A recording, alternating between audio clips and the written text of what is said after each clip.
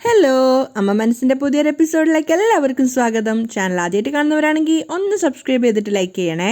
അപ്പോൾ സിദ്ധാർത്ഥ് മേഘയുടെ തനി സ്വരൂപം അമ്മയ്ക്ക് മുന്നേ തുറന്നു കാണിച്ചു കൊടുക്കുകയാണ്. അപ്പോൾ അതൊക്കെ മേഘ മാറി നിന്ന് കേൾക്കുന്നുണ്ടായിരുന്നു. അപ്പോൾ ആ സമയത്ത് മേഘ ചിന്തിക്കുന്നുണ്ട് സിദ്ധാർത്ഥ് അവിടുന്ന് പോയപ്പോൾ, സിദ്ധു ഇതാണ് അവസരം എന്ന് കരുതി എന്നെക്കുറിച്ച് ജാനകി അമ്മായിയുടെ അടുത്ത് നന്നായിട്ട് എരിവ് കയറ്റി കൊടുക്കുകയാണല്ലേ. ഇത് ഞാൻ അങ്ങനെ വെറുതെ വിടുന്നു നീ കരുതണ്ട സിദ്ധു. അമ്മായിക്ക് എൻ്റെ മേൽ ദേഷ്യം വരാത്ത രീതിയിൽ എന്തെങ്കിലുമൊക്കെ പറഞ്ഞിട്ട് ഞാൻ എങ്ങനെയെങ്കിലും ഈ വിഷയത്തെ കൈകാര്യം ചെയ്യും. നീ നോക്കിക്കോ. മേഘ മനസ്സിലൊരു തീരുമാനം എടുക്കുകയാണ്. അതേസമയം ജാനകി ആകെ കൺഫ്യൂഷൻ ആയിട്ടുണ്ടായിരുന്നു. കാരണം മേഘയുടെ അടുത്തു നിന്ന് ഇങ്ങനെ ഒരു പ്രതികരണമോ ഇങ്ങനെ ഒരു ചിന്തയോ ഒരിക്കലും അവർ പ്രതീക്ഷിച്ചിട്ടുണ്ടായിരുന്നില്ല. മേഘ ഒരു നിഷ്കളങ്കയായ നിരപരാധിയുടെ മുഖം എടുത്ത് അണിഞ്ഞിട്ടാണ് ജാനകിയുടെ അടുത്തേക്ക് വരുന്നത്.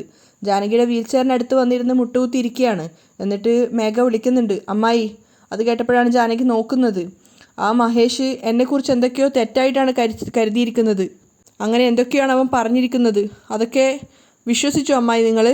ജാനകി ഒന്നും പറയാതെ തലതാഴ്ത്തിയിരിക്കുകയാണ്. കാരണം അവരുടെ മനസ്സിനുള്ളിൽ സംശയം ഉണ്ടായിരുന്നു.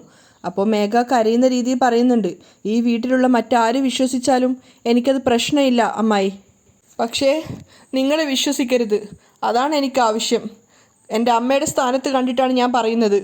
കരയുന്ന രീതിയിലാണ് മേഘ സംസാരിക്കുന്നത്. സത്യമായിട്ടും ചന്ദ്രികയുടെ ജീവിതം നശിപ്പിക്കാൻ വേണ്ടി ഞാൻ ഒന്നും ചെയ്തിട്ടില്ല. ചന്ദ്രിക മഹേഷിൻ്റെ കൂടെ ഒന്നിച്ച് ജീവിക്കുന്നതാണ് നല്ലതെന്ന് എൻ്റെ മനസ്സിൽ തോന്നി. അതുകൊണ്ടാണ് ചന്ദ്രികയെ കടത്തിക്കൊണ്ടുപോയി കല്യാണം കഴിച്ചോളൂ എന്ന് മഹേഷിനോട് ഞാൻ പറഞ്ഞത്. മേഘ കരഞ്ഞുകൊണ്ട് അങ്ങനെയൊക്കെ പറയുമ്പോൾ ജാനകിയുടെ മനസ്സിലും കൺഫ്യൂഷൻ ആവുകയാണ്. ഇനിയൊരു പക്ഷേ മേഘ പറയുന്നതായിരിക്കും സത്യമെന്ന്. അപ്പോൾ മേഘ സങ്കടത്തോടെ പറയുന്നുണ്ട്, പക്ഷേ ഞാൻ പണം കൊടുക്കില്ല എന്നുള്ള കാരണം കൊണ്ട് മഹേഷ് തെറ്റായിട്ട് പറഞ്ഞ് മറ്റുള്ളവരുടെ മനസ്സിലും മറ്റുള്ളവരുടെ മുന്നിലും എന്നെ വല്ലാതെ നാണം കെടുത്തി. ജാനകി ഒന്നും പറയുന്നില്ലെങ്കിലും മേഘ പറയുന്നതൊക്കെ വിശ്വസിക്കുന്ന രീതിയിലാണ് അവരുണ്ടായിരുന്നത്. അപ്പോൾ മേഘ കരഞ്ഞുകൊണ്ട് പറയുന്നുണ്ട്, ചന്ദ്രികയുടെ ജീവിതം നന്നായിരിക്കണമെന്ന് കരുതിയൊരുത്തിയാണ് ഞാൻ. പക്ഷേ മഹേഷ് എൻ്റെ മേൽ ഇല്ലാത്തൊരു തെറ്റ് പറഞ്ഞിട്ട് എല്ലാവരുടെയും മുന്നിൽ എന്നെ കുറ്റക്കാരിയാക്കി. ജാനകിക്ക് എന്താ വിശ്വസിക്കേണ്ടത് എന്താ വിശ്വസിക്കാൻ പാടില്ലാത്തത് എന്ന് പോലും മനസ്സിലാവുന്നുണ്ടായിരുന്നില്ല. അപ്പോൾ മേഘ പറയുന്നുണ്ട്, സത്യമായിട്ടും എൻ്റെ മനസ്സ് വല്ലാതെ വിങ്ങി പൊട്ടുവാണ് അമ്മായി എന്ന് പറഞ്ഞ് മേഘ പൊട്ടി കരയാണ്. അതൊക്കെ കണ്ടപ്പോൾ ജാനകിക്ക് വല്ലാത്ത സങ്കടം തോന്നുന്നുണ്ട്. മേഘ ജാനകിയുടെ കൈകൾ ചേർത്ത് പിടിച്ചുകൊണ്ട് പറയാണ്, ഈ ലോകത്തിൽ നമ്മൾ ആർക്കും നല്ലത് ചെയ്യാൻ പാടില്ല അമ്മായി. അങ്ങനെ ചെയ്താൽ ഇതുപോലെയാണ്, പ്രശ്നങ്ങൾക്ക് മേൽ പ്രശ്നങ്ങൾ വരും എന്ന് പറഞ്ഞിട്ട് ജാനകിയുടെ കൈകൾ ചേർത്ത് പിടിച്ചിട്ട് കൈകൾക്ക് മേലെ നിന്നുകൊണ്ട് കരയാണ്. അപ്പോൾ ജാനകി അവളെ ആശ്വസിപ്പിക്കുന്നുണ്ട്. അപ്പോൾ കരഞ്ഞുകൊണ്ട് തന്നെ മേഘ ചോദിക്കുകയാണ്, എന്താ അമ്മായി, ഞാനിങ്ങനെ സംസാരിച്ചു കൊണ്ടേ ഇരിക്കുകയാണ്, പക്ഷേ നിങ്ങൾ ഒരക്ഷരം പോലും തിരിച്ചു പറയുന്നില്ലല്ലോ. ജാനകി മേഘയെ തന്നെ നോക്കിയിരിക്കുകയാണ്. അവർക്ക് വിശ്വസിക്കണോ വേണ്ടോ എന്ന് പോലും മനസ്സിലാവുന്നില്ല. അപ്പോൾ മേഘ ചോദിക്കുന്നുണ്ട്, മഹേഷ് പറഞ്ഞതൊക്കെ നിങ്ങൾ വിശ്വസിച്ചോ അമ്മായി? ജാനകിയുടെ മുഖത്തേക്ക് നോക്കിയപ്പോൾ സത്യമായിട്ടും മേഘയ്ക്കൊരു പേടി ഉണ്ടായിരുന്നു. അപ്പോഴാണ് ജാനകി പറയുന്നത്, ഇല്ല മേഘ, മഹേഷ് പറയുന്ന സമയത്ത് എനിക്ക് നിൻ്റെ മേലൊരു സംശയം ഉണ്ടായിരുന്നു. പക്ഷേ നീ ഇത്ര നേരം പറഞ്ഞത് കേട്ട് നോക്കുമ്പോൾ ചന്ദ്രികയ്ക്ക് നല്ലത് വരണമെന്ന് കരുതിയിട്ടാണ് നീ അങ്ങനെയൊക്കെ ചെയ്തത്. അപ്പോഴാണ് മേഘയ്ക്ക് ശരിക്കും സമാധാനമായത്. തൻ്റെ അഭിനയം ഏറ്റവും അവൾക്ക് മനസ്സിലായി. അപ്പോൾ ജാനകി പറയാണ്, ഇങ്ങോട്ട് നോക്ക് മേഘ, നീ ഒരിക്കലും തെറ്റ് ചെയ്യുന്നു ഞാൻ വിശ്വസിക്കുന്നില്ല. ഞാൻ എപ്പോഴും നിന്നെ പൂർണ്ണമായും വിശ്വസിക്കുകയാണ്. മേഘയ്ക്ക് പറഞ്ഞറിയിക്കാനാവാത്ത സന്തോഷം ഉണ്ടായിരുന്നു. അവൾ ജാനകിയുടെ കൈകൾ ചേർത്ത് പിടിച്ചുകൊണ്ട് സന്തോഷത്തോടെ പറയാണ്, ഇത് മതി അമ്മായി, ഈ ഒരൊറ്റ വാക്ക് മതി. ഇനി ആരെന്നെ പറ്റി എന്തൊക്കെ തെറ്റിദ്ധരിച്ചാലും അതിനെക്കുറിച്ച് എനിക്ക് യാതൊരു ടെൻഷനും ഇല്ല. നിങ്ങൾ എന്നെ വിശ്വസിച്ചല്ലോ, എനിക്കത് മതി, അത് മാത്രം മതി. ഒരുപാട് നന്ദിയുണ്ട് അമ്മായി, ഒരുപാട് നന്ദിയുണ്ട്. അവൾ കരഞ്ഞുകൊണ്ട് തന്നെ ജാനകിയുടെ കൈകൾ ചേർത്ത് പിടിച്ചിട്ട് ഉമ്മയൊക്കെ കൊടുക്കുകയാണ്. ജാനകിയും സ്നേഹത്തോടെയും വാത്സല്യത്തോടെയും അവളുടെ കവിളിലൊക്കെ തലോടുന്നുണ്ട്. അപ്പോൾ മേഘ കരഞ്ഞുകൊണ്ട് തന്നെ അവിടെ നിന്ന് ഇറങ്ങിയിട്ട് മെല്ലെ പോവുകയാണ്. വാതിൽക്കൽ എത്തിയപ്പോൾ മേഘ തിരിഞ്ഞിട്ട് ജാനകിയെ നോക്കുന്നുണ്ടായിരുന്നു. ജാനകി മുഖത്തുണ്ടായിരുന്ന ആ ഒരു സംശയക്കുഴപ്പമൊക്കെ മാറിയിട്ടാണ് അവിടെ ഇരിക്കുന്നത്. മേഘയാണെങ്കിൽ ജാനകിയെ തന്നെ നോക്കിക്കൊണ്ട് മനസ്സിൽ പറയാണ്, നിങ്ങളെപ്പോലെ ഒരാൾ എൻ്റെ കൂടെ ഉണ്ടെങ്കിൽ ഞാൻ എന്ത് തെറ്റ് വേണമെങ്കിലും ചെയ്യും. അവൾ ജാനകിയെ നോക്കിക്കൊണ്ട് താൻ വിജയിച്ചു എന്നുള്ള അർത്ഥത്തിൽ അവിടുന്ന് പോവുകയാണ്. പിറ്റേന്ന് ചന്ദ്രിക ഓഫീസിലെത്തിയ സമയത്താണ് അവൾ ആ ബോർഡ് വായിക്കുന്നത്, മേഘ ഗ്രൂപ്പ്സ് ഓഫ് കമ്പനി. അപ്പോഴാണ് ചന്ദ്രികയുടെ മനസ്സിലേക്ക് വരുന്നത്, ഇവിടെ മഹേന്ദ്രൻ ഗ്രൂപ്പ്സ് ഓഫ് കമ്പനി എന്നാണല്ലോ. അവൾ ചിന്തിക്കുന്നുണ്ട്, മഹേന്ദ്രൻ ഗ്രൂപ്പ്സ് ഓഫ് കമ്പനി എന്നുള്ളത് മേഘ ഗ്രൂപ്പ്സ് ഓഫ് കമ്പനി എന്ന് മാറ്റിയല്ലോ ഇവള്. ഇതാണോ ഇവളെ വളർത്തിയ അച്ഛന് കൊടുക്കുന്ന നന്ദി? അദ്ദേഹത്തിൻ്റെ സ്വത്തുക്കൾ അപഹരിച്ചതും പോരാഞ്ഞ് ഇപ്പോൾ കമ്പനി പോലും അവളുടെ പേരിലാക്കിയിരിക്കുകയാണ് അവൾ. ചന്ദ്രിക ദേഷ്യത്തോടെ കമ്പനിയിലേക്ക് കയറി ചെല്ലുകയാണ്.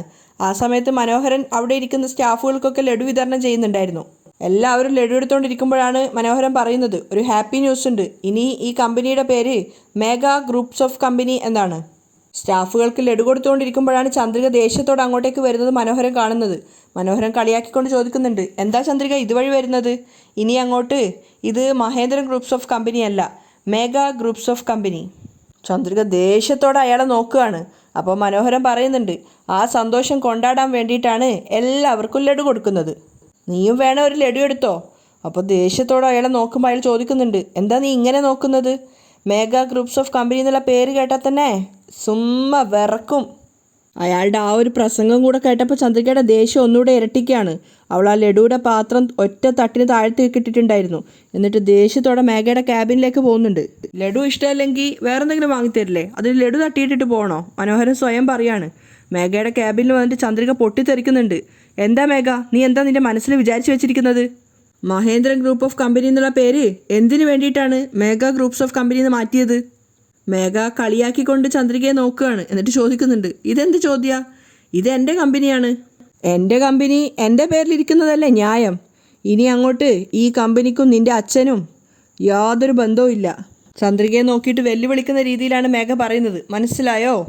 അപ്പം ചന്ദ്രിക പറയുന്നുണ്ട്, മേഘ ഇപ്പോൾ ഉള്ള ഈ ഒരു സന്തോഷത്തിൻ്റെ മുകളിൽ ഒരുപാട് നെകളിക്കണ്ട. ഇതുപോലെ അഹങ്കരിച്ചവരൊക്കെ ഒരുപാട് ദൂരം മുന്നോട്ട് പോയിട്ടില്ല. നീയും അതുപോലെ ഒരുപാട് കാലമൊന്നും മുന്നോട്ട് പോവില്ല.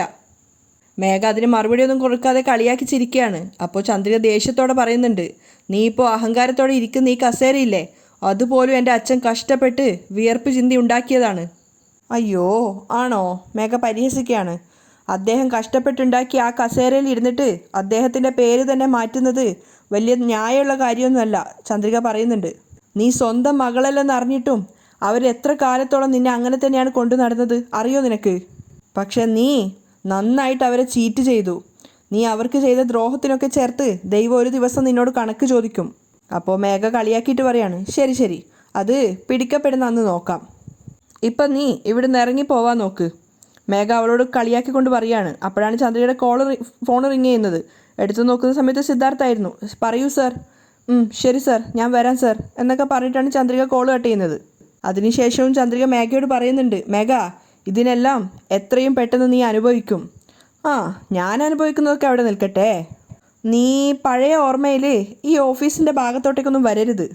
ചന്ദ്രികയെ നോക്കിയിട്ട് കളിയാക്കിക്കൊണ്ടാണ് മേഘ പറയുന്നത്. ചന്ദ്രിക കൂടുതലൊന്നും പറയാതെ അവിടുന്ന് ഇറങ്ങി പോവുകയാണ്. പിന്നാലെ തന്നെ മനോഹരൻ ക്യാബിനിലേക്ക് കയറി വരുന്നുണ്ട്.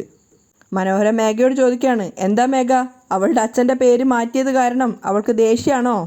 പിന്നെ ദേഷ്യപ്പെടാതിരിക്കുമോ? രക്തബന്ധം അവളുടെ ഉള്ളിലുണ്ടാവുമല്ലോ. മേഘ ഇനി അങ്ങോട്ട് അവളെ ഈ ഓഫീസിലേക്ക് അയറ്റരുത്. ഇവളെ മാത്രമല്ല, ഇവൾക്കും മഹേന്ദ്രന് ഒത്താശ പറയുന്ന ആരെയും ഈ ഓഫീസിൽ കയറ്റരുത്. ഇനി ഈ ക്യാബിനിലകത്ത് നിൻ്റെ സീറ്റ് മാത്രം മതി. ചന്ദ്രിക ഇരിക്കുന്ന ആ ഒരു സീറ്റ് തന്നെ വേണ്ട. ഇവിടുത്തെ സെക്യൂരിറ്റിയോട് പറഞ്ഞിട്ട് ആ സീറ്റും ടേബിളും തന്നെ മാറ്റാൻ നോക്ക്. അടുത്ത പ്രാവശ്യം ചന്ദ്രിക ഈ ക്യാബിനകത്തേക്ക് വരുമ്പോൾ അവളുടെ സീറ്റ് തന്നെ അവിടെ ഉണ്ടാവാൻ പാടില്ല. അതിനെന്താ അങ്കിൾ, അങ്ങനെ തന്നെ ചെയ്യാം. ഇനി അങ്ങോട്ട് നമ്മൾ എന്ത് ചെയ്താലും ആരും ഒരു ചോദ്യം ചെയ്തിട്ട് ഇങ്ങോട്ടേക്ക് വരില്ല. കാരണം കോർട്ട് ഓർഡർ നമ്മുടെ കയ്യിലുണ്ട്. മേഘ അഭിമാനത്തോടെയും സന്തോഷത്തോടെയും പറയുമ്പോൾ മനോഹരനും അത് ചിരിച്ചുകൊണ്ട് കൂടെ നിൽക്കുകയാണ്. അപ്പോഴാണ് ഒരു സ്റ്റാഫ് അങ്ങോട്ടേക്ക് കയറി വരുന്നത്. ആ സ്റ്റാഫ് വന്നത് മേഘയെ കാണാൻ വേണ്ടിയിട്ട് ഷെയർ ഓണേഴ്സ് വന്നിട്ടുണ്ടെന്ന് പറയാൻ വേണ്ടിയിട്ടാണ്. അപ്പോൾ മേഘയും മനോഹരനും പരസ്പരം മുഖത്തോട് മുഖം നോക്കുന്നുണ്ട് സംശയത്തോടെ. മാത്രമല്ല മേഘ സ്റ്റാഫിനോട് പറയുന്നുണ്ട്, ഞാൻ ആരോടും വരാൻ പറഞ്ഞിട്ടില്ലല്ലോ. എന്തിനാ വന്നത്? അറിയില്ല മാഡം. ശരി, എല്ലാവരോടും കോൺഫറൻസ് ഹാളിൽ എത്താൻ പറ, ഞാൻ അങ്ങോട്ടേക്ക് വരാം. ശരി എന്ന് പറഞ്ഞിട്ട് സ്റ്റാഫ് അവിടുന്ന് പോവാണ്. സ്റ്റാഫ് അവിടുന്ന് പോയതിനു ശേഷം മനോഹരനോട് മേഘ ചോദിക്കുന്നുണ്ട്, എന്തിനാ അങ്കിൾ എല്ലാ ഷെയർ ഹോൾഡേഴ്സുമാരും വന്നിരിക്കുന്നത്? വേറെ എന്തിനായിരിക്കാനാ മോളെ സാധ്യത? കോടതിയിൽ തീർപ്പ് നിനക്ക് അനുകൂലമായിട്ട് വന്നതുകൊണ്ട് മഹേന്ദ്രൻ തന്നെ എല്ലാ ഷെയർ ഹോൾഡേഴ്സിനെയും കുത്തിത്തിരികെ ഇങ്ങോട്ടേക്ക് വിട്ടതായിരിക്കും. അതുകൊണ്ട് വന്ന് അവരവരുടെ ഷെയറിനെ കുറിച്ചൊക്കെ ചോദിക്കാൻ വേണ്ടി വരുന്നതായിരിക്കും. ഇനി ഒരുപക്ഷെ അവരവരുടെ ഷെയർ തിരിച്ചു ചോദിക്കാനാണോ എന്നറിയില്ല. അപ്പോൾ മേഘയും ഗൗരവത്തിൽ ചോദിക്കുന്നുണ്ട്, എന്തൊക്കെ അങ്കിൾ ഈ പറയുന്നത്? എല്ലാവരും അവരവരുടെ ഷെയർ തിരിച്ചു ചോദിച്ചാൽ നമ്മളെന്താ ചെയ്യുക? അപ്പോൾ മനോഹരൻ പറയുന്നുണ്ട്, മോളെ എന്താണെന്ന് വെച്ചാൽ പഴയ മഹേന്ദ്രൻ ഗ്രൂപ്പ്സ് ഓഫ് കമ്പനി ഇപ്പോൾ മാറിയല്ലോ. ഇതിപ്പോൾ മെഗാ ഗ്രൂപ്പ്സ് ഓഫ് കമ്പനി ആണല്ലോ. അപ്പോൾ നിങ്ങളുടെ പഴയ ഷെയറുകളൊക്കെ ലോസായി പോയിട്ടുണ്ടാവും. അങ്ങനെയാണെങ്കിൽ അവർ ഷെയർ തിരിച്ചു ചോദിക്കുകയാണെങ്കിൽ മോൾ അവരോട് പറയണം, ഇതിപ്പോൾ മെഗാ ഗ്രൂപ്പ്സ് ഓഫ് കമ്പനിയാണ്. അവരുടെ പഴയ ഷെയർ വേണമെങ്കിൽ മഹേന്ദ്രൻ ഗ്രൂപ്പ്സ് ഓഫ് കമ്പനിയിലെ മഹേന്ദ്രനോട് പോയി ചോദിക്കാൻ പറ. അത് കൊള്ളാലോ ഐഡിയ എന്ന് മേഘയ്ക്കും തോന്നുന്നുണ്ട്. അവളും മുഖത്തൊരു പുഞ്ചിരി നിറയാണ്. അപ്പോൾ മനോഹരൻ പറയാണ്, ഇനി ആരെങ്കിലും ഒരാൾ അഹങ്കാരം കാണിക്കുകയാണെന്ന് വെക്ക്, അങ്കിളായിട്ട് ഞാനില്ലേ, ഞാൻ നോക്കിക്കോളാം മോളെ. ശരി അങ്കിൾ എന്ന് പറഞ്ഞിട്ട് അവർ നേരെ കോൺഫറൻസ് ഹാളിലേക്കാണ് പോകുന്നത്. എല്ലാവരും കോൺഫറൻസ് ഹാളിൽ മേഘയെ വെയിറ്റ് ചെയ്യുന്നുണ്ടായിരുന്നു. അവരെല്ലാവരും പരസ്പരം എന്തൊക്കെയോ സംസാരിച്ചുകൊണ്ടിരിക്കുകയാണ്. മേഘ എല്ലാവരുടെ അടുത്തും വന്നിട്ട് ചോദിക്കുന്നുണ്ട്, ഇതെന്താ കോള് പോലും ചെയ്യാതെ എല്ലാവരും പെട്ടെന്ന് ഇങ്ങോട്ടേക്ക് വന്നത്? അപ്പോൾ അതിലൊരാൾ പറയുന്നുണ്ട്, മഹേന്ദ്രൻ ഗ്രൂപ്പ്സ് ഓഫ് കമ്പനിയെ മേഘ ഗ്രൂപ്പ്സ് ഓഫ് കമ്പനിയാക്കി നിങ്ങൾ മാറ്റി. ഞങ്ങൾ മഹേന്ദ്രൻ്റെ കൂടെ 25 വർഷമായിട്ട് ബിസിനസ് ചെയ്തുകൊണ്ടിരിക്കുന്ന പാർട്ട്നേഴ്സാണ്. ഞങ്ങളെല്ലാവരും ഈ കമ്പനിയിൽ ഇൻവെസ്റ്റ് ചെയ്തത് മഹേന്ദ്രനോടുള്ള വിശ്വാസം കൊണ്ടാണ്. ഇപ്പോൾ നിങ്ങൾ ആ കമ്പനി ഹാൻഡ് ഓവർ ചെയ്തതുകൊണ്ട് ഈ കമ്പനിയിൽ പാർട്ട്ണർ ആവാൻ വേണ്ടി ഞങ്ങൾക്ക് താല്പര്യമില്ല. അത് കേട്ടതും താൻ വിചാരിച്ചത് തന്നെയാണ് അവർ പറഞ്ഞതെന്ന് ഓർത്തിട്ട് മേഘ ആദ്യം ഒന്ന് ഞെട്ടുന്നുണ്ടായിരുന്നു. നല്ല ഷോക്കായിട്ടുണ്ട് അവൾ. അപ്പോൾ അദ്ദേഹം പറയുന്നുണ്ട്, അതുകൊണ്ട് ഞങ്ങൾ ഞങ്ങളുടെ ഷെയർ തിരിച്ചു വാങ്ങിക്കാൻ വേണ്ടിയാണ് വന്നത്. മേഘയ്ക്ക് വല്ലാത്ത ദേഷ്യവും അരിശവും ഒക്കെ തോന്നുകയാണ്. അപ്പോൾ അദ്ദേഹം പറയുന്നുണ്ട്, അതുകൊണ്ട് 1 മാസം കൊണ്ട് ഞങ്ങളുടെ ഷെയർ ഞങ്ങൾക്ക് തിരിച്ചു തരണം. മേഘ ശരിക്കും വല്ലാതെ ഷോക്കായി നിൽക്കുകയാണ്. കാരണം 1-2 ആൾക്കാരൊന്നും അല്ല, ഒരു 10-20ഓളം ആൾക്കാരുണ്ടായിരുന്നു ഷെയർ ഹോൾഡേഴ്സായിട്ട്. അപ്പോൾ അദ്ദേഹം പറയുന്നുണ്ട്, ഇതോടെ നിങ്ങളും ഞങ്ങളും തമ്മിലുള്ള പാർട്ട്ണർഷിപ്പ് ഇവിടെ അവസാനിപ്പിക്കാനാണ് ഞങ്ങൾ ഉദ്ദേശിക്കുന്നത്. മേഘ ആദ്യം തന്നെ ഒരു ഷോക്കായിട്ട് നിൽക്കുകയാണ്. അതിനുശേഷം ചിരിച്ചുകൊണ്ട് അവൾ പറയുന്നുണ്ട്, ഏയ് നിങ്ങൾക്ക് കാര്യമൊന്നും അറിയില്ലേ? എന്ന് തൊട്ട് Mahendran group of company Megha group of company ആയോ അന്ന് തന്നെ നിങ്ങളൊക്കെ ആയിട്ടുള്ള പാർട്ട്ണർഷിപ്പ് ഞങ്ങൾ അവസാനിപ്പിച്ചു. അവരെല്ലാവരും അതിശയത്തോടെ പരസ്പരം നോക്കുകയാണ്. വാട്ട്? എന്താ പറഞ്ഞത്? അപ്പോൾ മേഘ ചോദിക്കുന്നുണ്ട്, നിങ്ങളെല്ലാവരും മഹേന്ദ്രൻ ഗ്രൂപ്പ് ഓഫ് കമ്പനിയിലാണല്ലോ പാർട്ട്ണർഷിപ്പ് ഉണ്ടായിരുന്നത്. ആ കമ്പനി എന്നോ പൂട്ടിപ്പോയി. അത് കേട്ടത് അവരെല്ലാവരും ഞെട്ടിയിട്ട് പരസ്പരം നോക്കുകയാണ്, എന്തൊക്കെ ഇവർ പറയുന്നത് എന്നുള്ള അർത്ഥത്തിൽ. അപ്പോൾ മേഘ പറയുന്നുണ്ട്, നിങ്ങളുടെ ഷെയറൊക്കെ നഷ്ടപ്പെട്ട് കാണും. അപ്പോൾ അതിൽ ഒരാൾ മേഘയോട് തട്ടിക്കയറുന്നുണ്ട്, നീ ഇത് തമാശ പറയുകയാണോ? എന്താ മഹേന്ദ്ര ഗ്രൂപ്പ് ഓഫ് കമ്പനി എന്നുള്ള പേര് മാറ്റിയിട്ട് മേഘ ഗ്രൂപ്പ് ഓഫ് കമ്പനി എന്നാക്കി കഴിഞ്ഞാൽ ഞങ്ങളുടെ ഷെയറൊക്കെ എങ്ങനെ നഷ്ടപ്പെടും? മേഘ കൂസലില്ലാതെ പറയുന്നുണ്ട്, ഞങ്ങളെല്ലാം ലീഗലായിട്ടാണ് ചെയ്തിരിക്കുന്നത്. നിങ്ങളെക്കൊണ്ട് പറ്റുമെങ്കിൽ നിങ്ങൾ കോർട്ടിലേക്ക് പോയിക്കോളൂ, ഞാൻ അവിടെ മറുപടി പറഞ്ഞോളാം. അപ്പോൾ അതിലൊരാൾ പറയാണ്, മാഡം നോക്കൂ, നിങ്ങളും നിങ്ങളുടെ അച്ഛനും തമ്മിലുള്ള പ്രശ്നം എന്തെങ്കിലും ഉണ്ടെങ്കിൽ അത് നിങ്ങൾക്കിടയിൽ തീർക്കാം, ഞങ്ങൾക്കിടയിൽ കൊണ്ടുവരരുത്. ഞങ്ങൾക്ക് കിട്ടേണ്ട ഷെയർ മര്യാദയ്ക്ക് ഞങ്ങൾക്ക് തന്നെ തരാൻ നോക്ക്, അല്ലെങ്കിൽ നടക്കാൻ പോകുന്നത് വേറെയാ. എന്താ ചെയ്യുക നിങ്ങൾ? മേഘ വെല്ലുവിളിക്കുന്നുണ്ട്. ഏയ് ഞങ്ങൾ ഏതറ്റം വരെയും പോകും. അപ്പോഴേക്കും മനോഹരനിടയിൽ കയറുകയാണ്. ഏയ് ആരോടാണ് നിങ്ങൾ സംസാരിക്കുന്നത്? ഈ ഓഫീസ് വിട്ട് തന്നെ നിങ്ങളൊന്നും പുറത്തു പോവില്ല, മര്യാദയ്ക്ക് സംസാരിച്ചോ. ഒരു ഗുണ്ടയെ പോലെയാണ് മനോഹരൻ ഭീഷണിപ്പെടുത്തുന്നത്. മേഘയ്ക്ക് എന്താ ആരും ഇല്ലെന്ന് വിചാരിച്ചോ? ഇങ്ങോട്ട് നോക്ക്. മേഘ ഒന്ന് കണ്ണ് ചിമ്മിയാ 1000 പേരെ ഞാൻ ഈ ഓഫീസിൻ്റെ മുന്നിൽ കൊണ്ടുവന്ന് നിർത്തും. മര്യാദയ്ക്ക് വായ് പൂട്ടിയിട്ട് ഇവിടുന്ന് ഇറങ്ങിപ്പോയിക്കോ. നിങ്ങൾക്ക് ഷെയർ വേണമെന്നുണ്ടെങ്കിൽ മഹേന്ദ്രനോട് പോയി ചോദിക്ക്. അപ്പം അതിലൊരാൾ പറയാണ്, മേഘ ഇപ്പോൾ മര്യാദയ്ക്ക് ഞങ്ങളുടെ ഷെയർ തിരിച്ചു തരുന്നുണ്ടോ ഇല്ലയോ? മനോഹരനാണ് മറുപടി പറയുന്നത്, ഏയ് നിങ്ങൾക്കൊന്നും ഷെയർ തന്നെ തരാൻ പോകുന്നില്ല. അവിടെ ഇരിക്കുന്ന ആ കസേര പോലും തരുന്നില്ല, പിന്നെയല്ലേ ഷെയർ. എൻ്റെ മുന്നിൽ വെച്ചിട്ട് മേഘയെ ഭീഷണിപ്പെടുത്താനാണോ വിചാരിച്ചത്? മര്യാദയ്ക്ക് എല്ലാവരും എഴുന്നേറ്റ് പോയിക്കോ. മനോഹരൻ്റെ ഭീഷണി കേട്ടത് അവരെല്ലാവരും പരസ്പരം നോക്കുന്നുണ്ട്. മേഘയാണെങ്കിൽ ചിരിച്ചുകൊണ്ടാണ് ഇരിക്കുന്നത്. അപ്പോൾ വേറൊരാൾ പറയാണ്, മേഘ മാഡം, നിങ്ങൾ കുറച്ചുപോലും എത്തിക്സ് ഇല്ലാതെയാണ് പെരുമാറുന്നത്. നിങ്ങൾക്ക് എങ്ങനെയാണ് ബിസിനസ് ചെയ്യേണ്ടത് എന്ന് പോലും അറിയില്ല. അത് കേട്ടതും മേഘയ്ക്ക് ദേഷ്യം വന്നിട്ടുണ്ടായിരുന്നു. Mind your business. എനിക്ക് എങ്ങനെയാണ് ബിസിനസ് ചെയ്യേണ്ടതെന്ന് നിങ്ങൾ പഠിപ്പിച്ചു തരേണ്ട കാര്യമില്ല. Get out and get lost. Megha പൊട്ടിത്തെറിച്ചപ്പോൾ മനോഹരനും പറയുന്നുണ്ട്, പറഞ്ഞത് കേട്ടില്ല, ഇറങ്ങി പോവാൻ. അപ്പോൾ അദ്ദേഹം വന്ന ആൾക്കാരൊക്കെ പരസ്പരം പറയാണ്, മതി സാർ, നമുക്ക് ഇവിടുന്ന് പോവാം. ഇവളുടെ അടുത്ത് നമ്മൾ എന്ത് സംസാരിക്കാനാണ്? നമ്മൾ മഹേന്ദ്ര സാറിൻ്റെ അടുത്തല്ലേ സംസാരിക്കേണ്ടത്. എന്തായാലും നമുക്ക് അങ്ങോട്ടേക്ക് പോവാം. അപ്പോൾ മനോഹരനും കളിയാക്കുന്നുണ്ട്, അത് തന്നെയല്ലേ ആദ്യം പറഞ്ഞത്, മഹേന്ദ്രനോട് പോയി ചോദിക്കുന്നു. എല്ലാവരും മഹേന്ദ്രൻ അന്വേഷിച്ച് പോകുന്നത് കണ്ടപ്പോൾ മേഘയ്ക്ക് ചിരി വരുന്നുണ്ടായിരുന്നു. മഹേന്ദ്രൻ വീട്ടിൽ വെച്ചിട്ട് മലറിന് ഭക്ഷണം വാരി കൊടുക്കുകയാണ്. അപ്പോൾ മലർ വേഗം തന്നെ പറയുന്നുണ്ട് മതിയെന്ന്.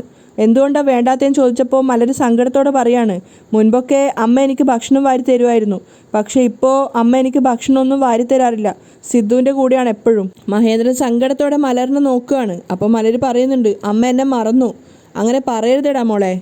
മഹേന്ദ്രൻ തിരുത്തി കൊടുക്കുകയാണ്, എങ്ങനെയാ മോളെ അമ്മ മറക്കുക? അമ്മ ആർക്ക് വേണ്ടിയാണ് കഷ്ടപ്പെടുന്നത്? മോൾക്ക് വേണ്ടിയിട്ടല്ലേ കഷ്ടപ്പെട്ടത്. പഴയതുപോലെ അമ്മയ്ക്കിപ്പം മോളുടെ കൂടെ ടൈം സ്പെൻഡ് ചെയ്യാൻ കിട്ടുന്നുണ്ടാവില്ല. പക്ഷെ അത് വിചാരിച്ച് മോളോട് സ്നേഹമില്ലെന്ന് മോൾ കരുതരുത്.